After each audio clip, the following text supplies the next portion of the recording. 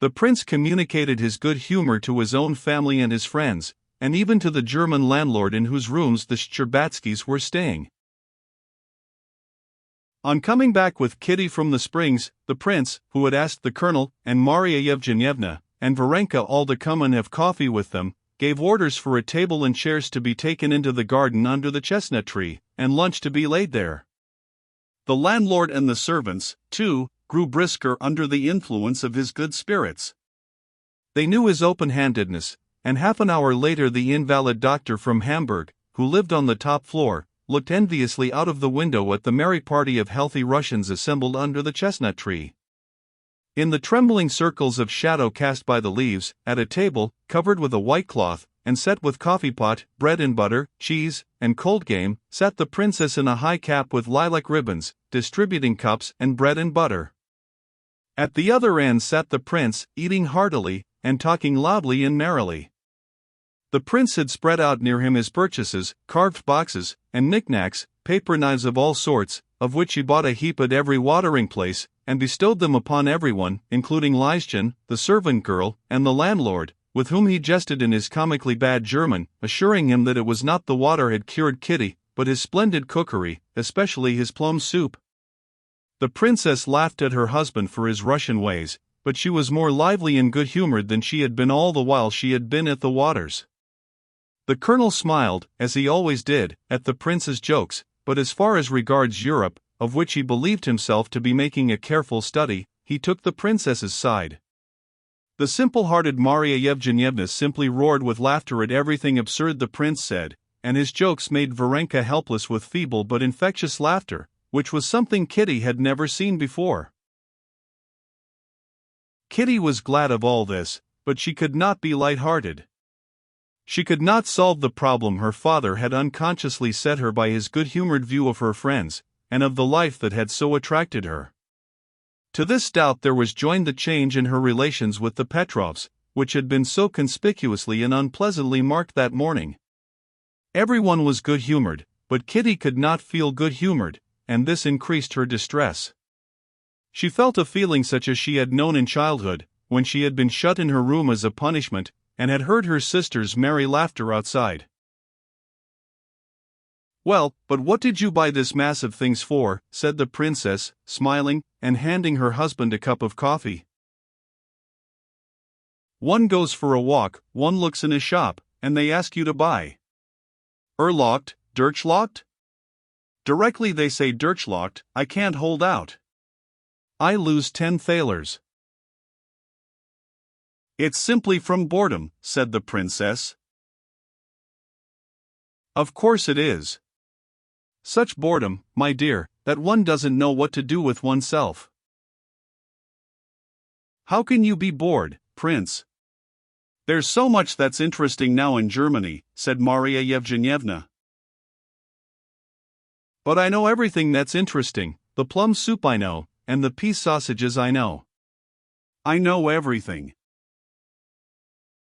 "No, you may say what you like, Prince, there's the interest of their institutions," said the colonel. "But what is there interesting about it? They're all as pleased as brass halfpence. They've conquered everybody, and why am I to be pleased at that? I haven't conquered anyone, and I'm obliged to take off my own boots, yes, and put them away too, in the morning, get up and dress at once, and go to the dining room to drink bad tea. How different it is at home. You get up in no haste, you get cross, grumble a little, and come round again. You've time to think things over, and no hurry." "But time's money, you forget that," said the colonel. "Time, indeed, that depends. Why, there's time one would give a month of for 6 pence, and time you wouldn't give half an hour of for any money. Isn't that so, Katinka? What is it? Why are you so depressed?" "I'm not depressed." "Where are you off to?" "Stay a little longer," he said to Varenka. "I must be going home," said Varenka, getting up, and again she went off into a giggle. When she had recovered, she said goodbye, and went into the house to get her hat. Kitty followed her. Even Varenka struck her as different. She was not worse, but different from what she had fancied her before. "Oh, dear. It's a long while since I've laughed so much," said Varenka, gathering up her parasol and her bag. "How nice he is, your father." Kitty did not speak. "When shall I see you again?" asked Varenka. "Mama meant to go and see the Petrovs." "Won't you be there?" said Kitty, to try Varenka. "Yes," answered Varenka. "They're getting ready to go away, so I promised to help them pack." "Well, I'll come too, then." "No, why should you?" "Why not? Why not? Why not?" said Kitty, opening her eyes wide, and clutching at Varenka's parasol, so as not to let her go.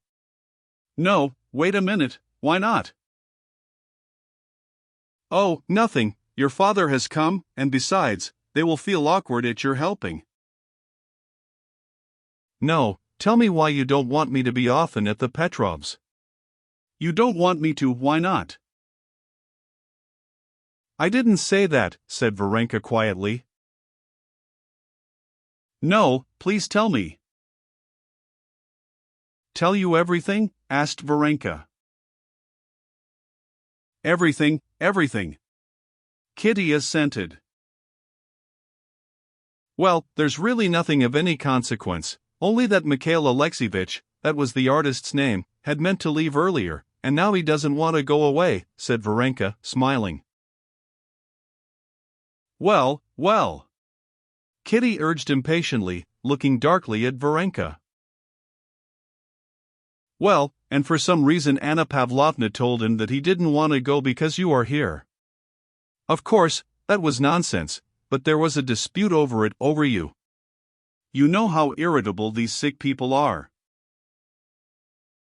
Kitty, scowling more than ever, kept silent, and Varenka went on speaking alone, trying to soften or soothe her, and seeing a storm coming, she did not know whether of tears or of words. "So you'd better not go. You understand, you won't be offended? And it serves me right. And it serves me right." Kitty cried quickly, snatching the parasol out of Varenka's hand, and looking past her friend's face.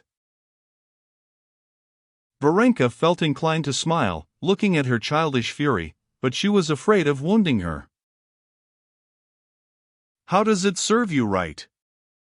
"I don't understand," she said. "It serves me right, because it was all sham, because it was all done on purpose, and not from the heart. What business had I to interfere with outsiders? And so it's come about that I'm a cause of quarrel, and that I've done what nobody asked me to do. Because it was all a sham. A sham. A sham. A sham." "With what object?" said Varenka gently. "Oh, it's so idiotic. So hateful. There was no need whatever for me." "Nothing but sham," she said, opening and shutting the parasol. "But with what object?"